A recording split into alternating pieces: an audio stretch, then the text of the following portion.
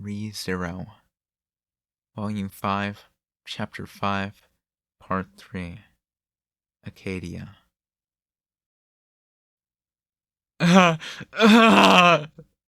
Gross. No, I'm scared. Forgive me. Save me. Scared.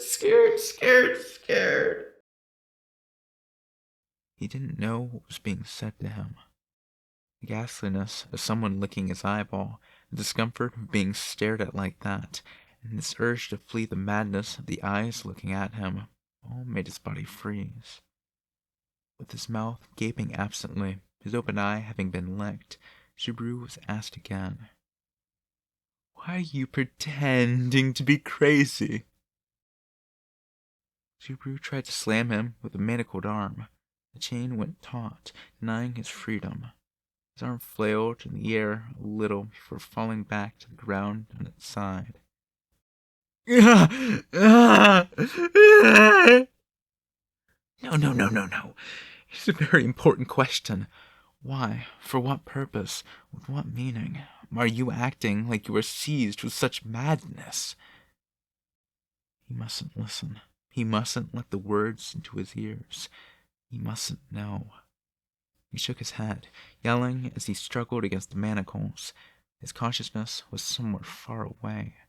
He had to blot from his ears the words of the man in front of him, for he was forbidden to listen, to know, to realize. The subconscious does not prepare such convenient escape routes.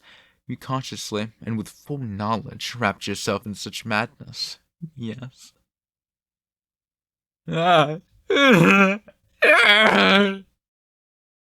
Your madness is too lucid. The crazy, deliberate way you seek sympathy for begging for love is quite rude to those who are actually insane. Subaru raised his voice, shouting enough to tear his throat apart, trying to make the man's words go away. But the man seemed to mock his resistance, and his voice drove into Subaru's eardrum like a needle. Your pretense of being a madman is quite lacking. If you were truly insane, if you were drenched in lunacy in a true sense, you would never recognize the eyes of another, for you would not understand anyone exists beyond your mad self, a world of one person, trapped in the desolate wasteland of his own mind. Bah, bah, bah! Ah, what comedy! What a farce indeed! Why are you pretending to be a madman? If you were truly a deviant, pretense would not fall away so quickly. I can't stop laughing. It hurt to breathe, and felt horrible. Something was pushing its way up inside him, trying to assert its own existence. No, it had been there from the start. He simply sealed it away and pretended not to look at it. It was because he knew of its presence that he absolutely could not allow it to surface. Pitiable! Pathetic! You, such a lowly and deep sinner, drunk on your own pathos!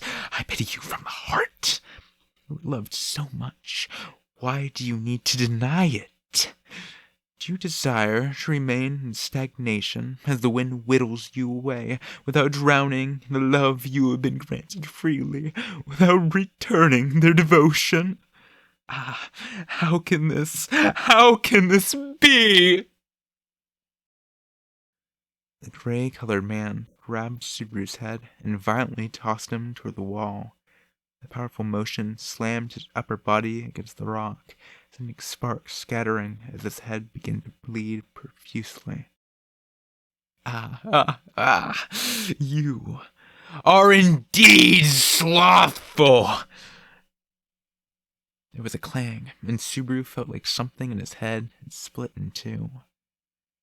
I don't hear you. I'm not listening. It's all the ravings of a madman. None of it hit the mark. None of it arrived at any truth. I still don't get anything. That's as it should be. That's as it ought to be.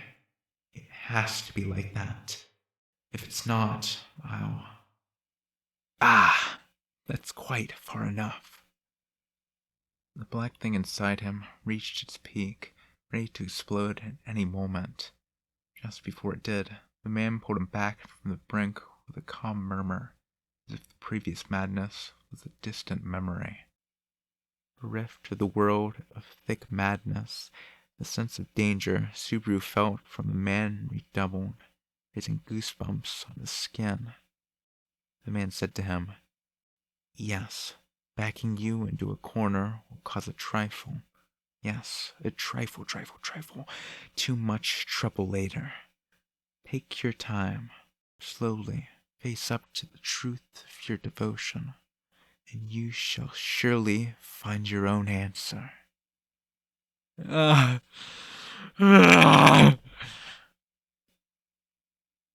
was the man trying to say to him? From beginning to end, the words out of his mouth had been a string of insults.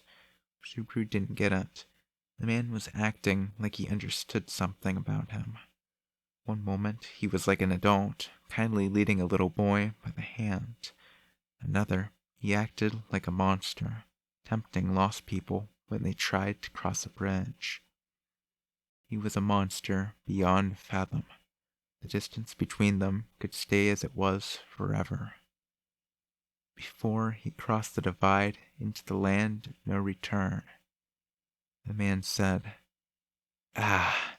in other words, you are not a sloth. You are diligent." Subaru's eyes bore a lack of understanding as the madman's perceptive words pressed upon him. Petelgeuse folded his arms, gazing up at the heavens, murmuring as if he was praying. This was the only action that made his title of Archbishop seem not to be a farce. After praying for a while, Petelgeuse seemed to notice something and looked back. Oh my! He was gazing at the figures emerging one after another within the cavern, the ones that had vanished and gone outside. The black robes seemed to sprout right out of the ground, their numbers exceeding 10. They knelt in reverence to Petelgeuse, bowing their heads low as they awaited instructions. "What is the meaning of this?" "What, the girl is coming here? That is why you've returned? That is good. That is very good. By all means, let us welcome her. I must welcome her with my very own hands." Petelgeuse was bursting with joy. The meaning of such words did not reach Subaru. However, the boy was panting as if he had a fever. Nothing trickled out of his mouth but a moaning voice, but on the inside, an inexplicable feeling was guiding something inside him to the surface. But his mouth felt like some invisible object was blocking it, leaving his voice trapped within. What he felt shutting his throat was different from fear or his other emotions. It was like something tangible, something physical was keeping his lips sealed. Subaru opened his eyes, sensing something like an unseen hand was constricting his throat. When he looked over, he saw Petelgeuse cackle. "Now, no need to be hasty. We have plenty of time." Petelgeuse's dry, cackling laughter reverberated throughout the cavern. Even if the invisible gag disappeared, Subaru would have no way to stop the eerie rumble from echoing against his eardrums. Forbidden to even laugh or cry, all he could do was wait in silence. It was a bit under an hour when the change he waited hopefully for finally arrived. The figures remained on their knees, keeping their silence was their custom. Between them, Petelgeuse paced around without speaking a word, leaving only his footsteps and Subaru's ragged breast disturb the air of the chamber. The first figure to raise his head was the one closest to the corridor connecting to the chamber. Following that individual's movements, the other fanatics lifted their faces one after another.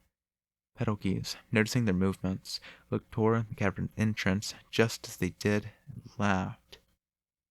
An expression of glee came over his face, wide enough to split the corners of his mouth. "It seems she has arrived." The echo of a great roar drowned out Petelgeuse's delighted murmur. An incredibly heavy-sounding explosion shattered it, and the sounds of destruction sent fierce vibration through the cavern's cold air. The successive sounds reached Subaru through the hard ground as well, and all present were able to sense that the entrance had been smashed by a most violent knock. The figures swayed and stood up, drawing their crosses from their flanks, and posing with their hands held low. Though they were in a chamber, when 10-odd people moved together, it was impossible to claim they had plenty of room. They deployed with the urgency of a classroom fire drill, readying themselves to respond to the assailant. There wasn't anywhere near enough space to leap and run around. It was a favorable condition for an intruder and a numerical disadvantage. "I found you!" Her roaring iron ball sailed and mowed down the shadowy figures, creating several red smears against the wall. The flail, butchering 3 figures with the first blow, was an unstoppable murder weapon that robbed life from everything it touched. There was no option but to dodge it, but the confined cavern made it a difficult proposition.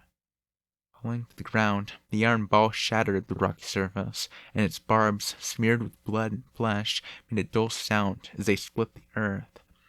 The blue hair of the girl walking ahead of it was dyed completely black as her brilliantly glowing eyes surveyed the chamber. They had landed on the boy lying on the ground. Her lips quivered as she made a shallow breath. "Subaru, I'm so glad." The demon, Rem, relaxed her shoulders as she called the boy by name with relief. Their appearance was ghastly, with the cuts all over her expressing the heroism involved in her arrival. There was not a single part of her body not drenched in blood. Her blue hair was now pitch black.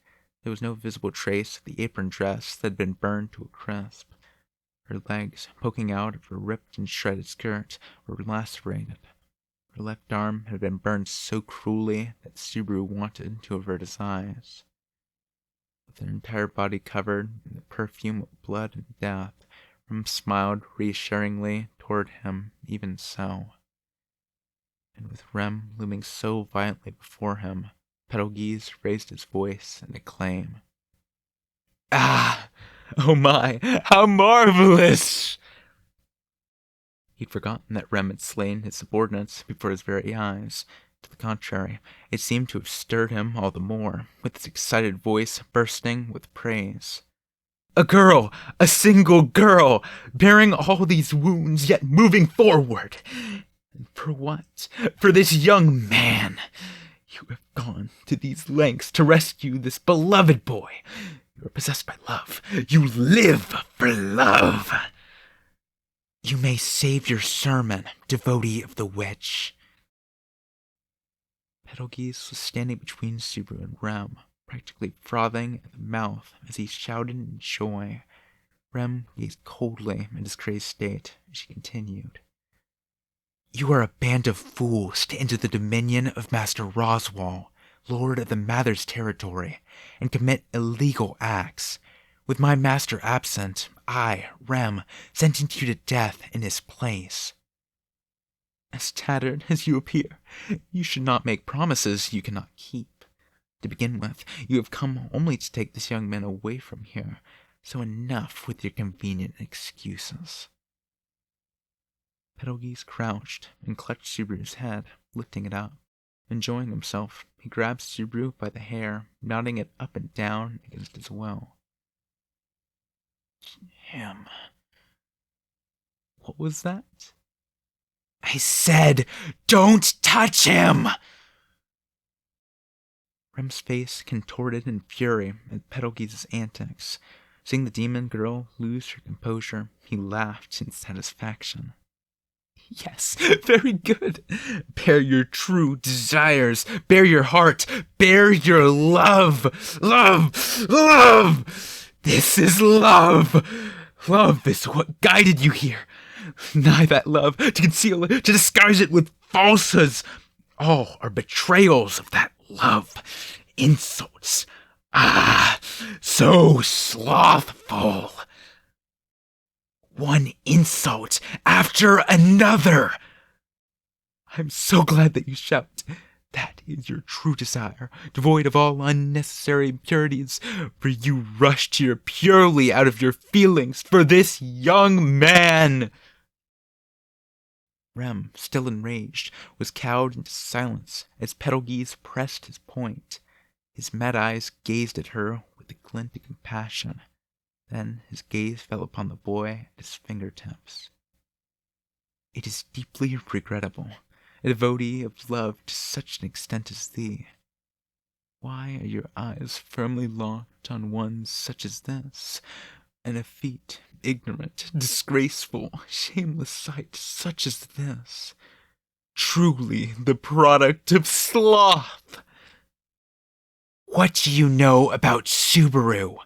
Do not speak out of turn, devotee of the witch. You're upset because you do not accept this, are you not? That this young man, the object of your love, is already finished, long lost to you. He isn't finished! I am here. I have not forgotten Subaru's words. I will take him by the hand and lead him away. So long as I am here, he is not finished! These were not mere words of consolation. They were words conveying firm truth inside Rem. As Rem shouted, Petelgeuse laughed, slowly lifting up Subaru's head while leaning him against the wall. Some kind of voice came up from inside Subaru. He didn't know what was being said or why. Rem saw the partial change in the boy drowning in a sea of rejection. She leaped with her wounded body. As Rem sprang into the air, the figures that had maintained their silence so far did the same in pursuit of her. Two figures kicked off the wall to approach, their cross-shaped swords melting into the darkness, stabbed at the small girl. She yelled back, "Don't get between Subaru and me!" She swung her right arm with the chain of the iron ball wrapped around her forearm. With a high-pitched sound, she deflected the crucifixes, following through to gouge out large parts of one figure's face. Another tried to grapple with her after its blade was deflected, but the iron ball, trailing behind, easily caved in the back of its skull. The two corpses fell to the ground as Rem landed in the center of the chamber, right in the middle of the fanatics. Just before the blades around her were about to slice her apart, Rem spat out blood as she shouted, "Alhuma!" The incantation surged cold, making the corpses at Rem's feet bounce. No, the fresh blood flowing from the corpses froze, forming sharp-tipped blades of red ice that turned on the enemies around her. The black ropes leapt in hard, but it was they who were impaled. When they came to a stop, their torsos run through, Rem's fist and flail mercilessly smashed them to pieces. Petelgeuse exclaimed, "Splendid, splendid indeed! It is no exaggeration to say that you are splendid! Yet why? Why? I cannot accept love. I do not acknowledge this. I do not understand. Without the words, there's no salvation, no more than you can grasp a cloud. And yet, why is it? Do not speak such words so cheaply. I already have my salvation. After that night, I should have lost all. There is no greater than what I had that morning. That is why—" Rem brushed aside the madman's voice, her eyes staring straight at Subaru. "I will repay everything I've received with everything I am. I have no intention of labeling the feelings behind my actions, behind my desire to take those actions, as cheaply as you do." The figures in the chamber once numbered around 15. Already nearly half of them had perished from Rem's attacks. The remainder seemed incapable of halting her fury. Superiority was beyond question. The might of the demon race was very real. And yet, why? Petelgeuse clutched his head, letting out hot breaths as he surveyed the cruelty inflicted on his faithful.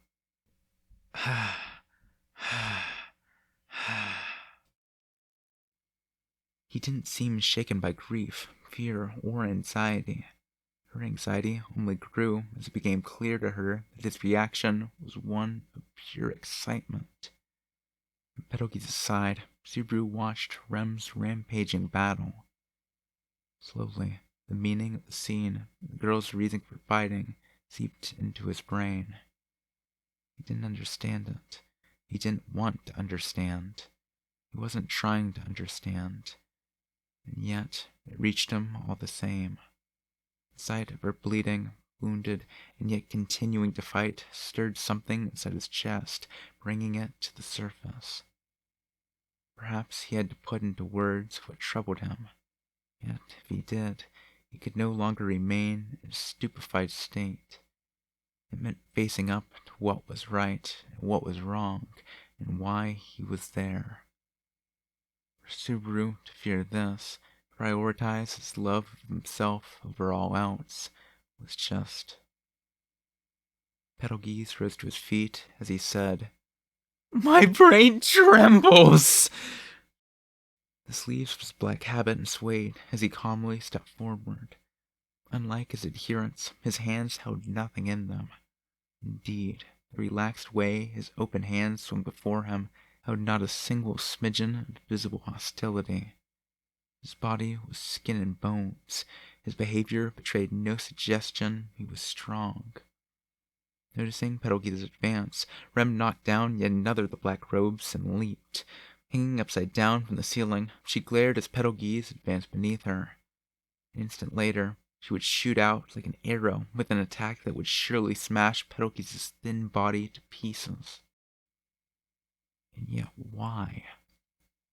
Why was a terrible feeling crawling in her heart even so?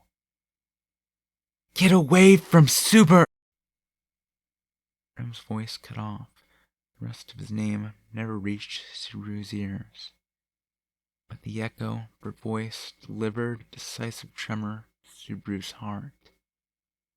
Rem herself had surely not intended any such thing, but the girl's repeated, earnest cries thawed Subaru's frozen heart. He made a faint sound from the back of his throat and crawled. It was a meaningless fragment of word, carrying not even an iota of the feelings he wished to convey. And yet, as he gasped for breath, Subaru lifted his face and put all his emotions into one short word. Rem. His voice was as frail as a whisper. He didn't know how long it had been since he had spoken that name on his lips. And yet his voice was so weak, threatening to disappear completely. His feeble voice seemed to die on the wind. He wondered if she could even hear it. As the blood-drenched girl grasped the ceiling, a faintly soft look came over her face. Her lips slackened just a little, her eyes radiating with joy as they beheld Subaru. Subaru! As the boy returned from stupefaction to reality, he clearly heard Rem call out his name. And then, in an instant, her entire body was torn to pieces and audibly fell onto the cold, hard floor. Subaru lost his voice as he beheld the blood spreading from Rem's fallen body. Her corpse, fallen to the ground, had been cruelly destroyed for all to see. When she had intruded into the cavern, she was wounded all over, yet lovely. Now, each of her limbs was bent in a different direction. The wounds to her front and back looked as if the fingertips of a giant had gouged out her torso. And what had reached such violence upon her body was the authority of sloth. As Petelgeuse murmured, Rem's body, limbs destroyed, floated up before his eyes. There was no visible sign of magical interference, yet neither had anyone lifted her up. And even so, Rem's body hovered. It was as if hands had stretched up from beneath her to raise her overhead. unseen hands. Petelgeuse looked back, raising both hands before his own face while Rem's body floated behind him. There was no one in her vicinity with hands to place on her. No one was touching her. It was a bizarre spectacle. The power to reach places the hand cannot, and do anything without moving one's body. Utmost diligence, and while being a sloth of the flesh. Such slothful feelings make my brain shiver. Subaru watched Rem's final moments, dumbfounded. She would never move again. His voice wouldn't come out. His eyes widened as he forgot to breathe, and his grip on the world around him felt less real, slipping into stupefaction once more. His mind was wrapped in darkness, as if he were falling and falling down a bottomless pit. As he tried to flee from reality, Petelgeuse stopped him, roughly grabbing hold of his bangs and using them to lift his head. You are not permitted to run from this. The shock of the pain made Subaru grimace as he thrashed around, trying to thrust Petelgeuse back. Petelgeuse did not allow him to do any such thing, for the boy stretched his chains to their limit. The metallic bonds tore at Subaru's flesh to the point of drawing blood, but Subaru's eyes were forced face forward. Look, go ahead. Look, please. The girl is dead. She died for love. She fought while injured, struggled against her fears as she stepped forward, and died with her desires unfulfilled. Look, please. Look at her burns. This is the result of your actions. Rem's body floated as Subaru's head was thrust forward as far as the chains around him would permit. Even so, Subaru writhed and stomped on the ground as a pair of hands held him in place. The madman's putrid breath washed over him. Subaru panted with the blood-stained Rem before his eyes. It is the result of your actions. You were slothful and did nothing, and because of that, she is dead! Because you killed her! You... It was by my hand. It was by my fingers. It was by my flesh. But it was you, who killed her. Yes! Petelgeuse's abnormal power toyed with Rem's body as he chirped, almost like he was singing. Rem's body, lying down in midair, shifted like a marionette on a string as her arms and legs dangled. Her twisted limbs danced according to the madman's whims. Stop it. There came a scritch as something ripping apart. Unable to handle the manipulation, Rem's body broke, and so did something within Subaru. Ow! Ow, it hurts! It hurts! The pain! Save me! Save me! Subaru? It was cheap taunt, the lowest of base humor. The madman violated Rem with his antics. With easy enjoyment, he debased the girl Subaru revered directly in front of him. The spectacle was so ugly that he dearly wanted to avert his eyes and make himself forget it. Petelgeuse! Subaru was afraid of seeing reality, but the rotting stench hovering around him had been enough to pull him back to his senses. He stretched his neck, trying to bite at the windpipe that was tantalizingly close, but the manacles intervened, and his canines fell just a little short. He stumbled forward, tumbling hard onto his face. His nose was bleeding, and he had chipped a front tooth. Petelgeuse laughed in delight as he looked down at Subaru. I'll kill you. I'll kill you. Kill. I'll kill you. I'll kill you. I'll kill you. Kill. Die. I'll have you killed. Die! To hate another so that you may live. That fierce passion towards others is the opposite side of the coin of love. Ah, how splendidly warped this is! This spurs both my fingers and me to greater heights of diligence. Kill. I'll kill you. You killed Rem. I'll kill. I'll have you killed. Yeah, I'll kill you. Kill. Die. Damn you. Ah! Die, damn you! He spewed saliva as he spat out curses and raised a resentful howl. He didn't care if his arms tore off. He didn't care if his legs tore off.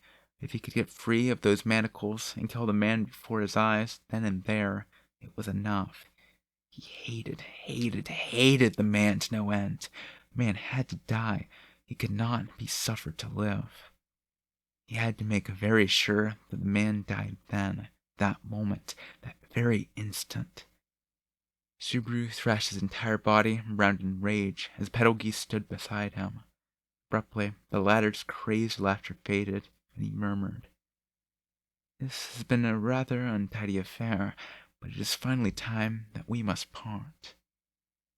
With a hand, he assembled the surviving figures together and pointed toward the cavern's wrecked entrance. "We shall abandon this place. You will disregard the number of fingers remaining, continue the roll of the left hand, and join with the other 5 fingers. The ordeal shall be conducted as planned." Die! Die, damn you! Die! Having issued his brief orders, Petelgeuse clapped his hands. On that signal, the black ropes vanished, melting into the gloomy darkness of the cavern. And one by one, all traces of life vanished from the hollow, with Petelgeuse himself finally departing, walking leisurely toward the entrance. The loud clicks of his shoes echoed off the rock walls of the cavern, with Subaru howling, cursing him with death over and over as his back grew distant. "Wait, you piece of shit! Kill! I'll kill you! Die here! Die here now! Die right now! Die! Oh, I forgot one thing, it would seem." Even the bloodthirsty shouts directed at him, the madman stopped and called back as light-hearted as ever. As Subaru glared at Petelgeuse, the latter looked back, nodded to the former, and crossed both hands over his own chest. "You truly do not understand your position. In spite of this, I would have you make a decision here and now." The madman's head tilted into a perfect right angle, with enough force to break his neck, or so it seemed. A dark smile appeared. "I will leave your arms and legs bound. All that awaits you is death. And yet, if you were to take up the gospel in this place, you can still be saved." "Go to hell! Die here right now! I'll tear you apart! Blow you away! Blast you to pieces!" "You can be saved if you become one of us.